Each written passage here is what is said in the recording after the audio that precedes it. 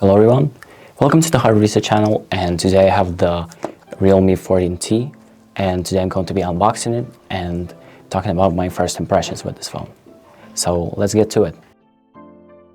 So the first thing that we see is this yellow box of the phone with some specs on the back. The yellow color is pretty nice, but let's open this up and see what's inside.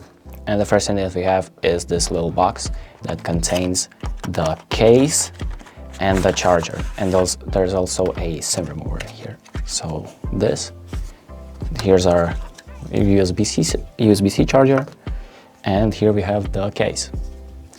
So it's pretty nice that the phone comes with a case, because that doesn't usually happen. But the next thing that we have is our phone itself. Let's take it out of this little paper package, and this is what the phone looks like. So this phone looks pretty nice. It has this little design on the back of mountains. It's engraved in here, which looks pretty nicely. And we also have on the back the two cameras, so the 50 megapixel wide camera and another 2 megapixel camera. This phone is pretty heavy, comes around 200 grams, but it's also pretty thin, with around 7 millimeters in thickness. So now let's talk about the display. So this phone has a 120 Hertz display with 1080 by 2040 AMOLED with 6 inches of screen. And it feels pretty smooth. The UI in this phone is also running pretty smoothly, so it looks really nice. Now inside of the phone, we have 8 gigabytes of RAM, we have 128 gigabytes of internal storage, or 256 if you want to upgrade that.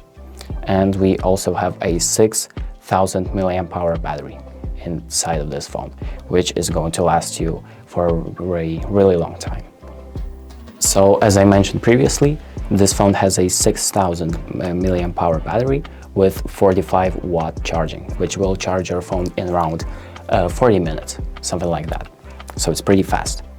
But there's also a fingerprint scanner inside of our phone in here. You're going to have to set that up, and there's going to be a fingerprint scanner right around here.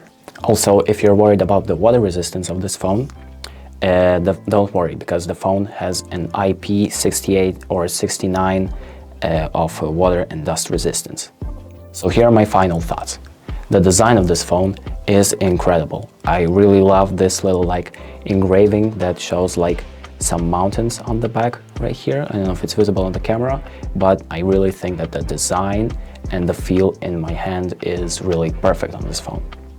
The specs are also pretty good for a phone with such a price, because well, it's not often that you get a phone with such specs at such a acceptable price. And yeah, I have to say that I recommend this phone, and I think it's pretty much a great phone that you can get in 2025. And that's about it. Thank you for watching. I hope this video helps you pick out a new phone, and if you liked it, please make sure to leave a like and subscribe to the channel for more videos like this. And if you have any more questions, make sure to leave a comment in the comment section.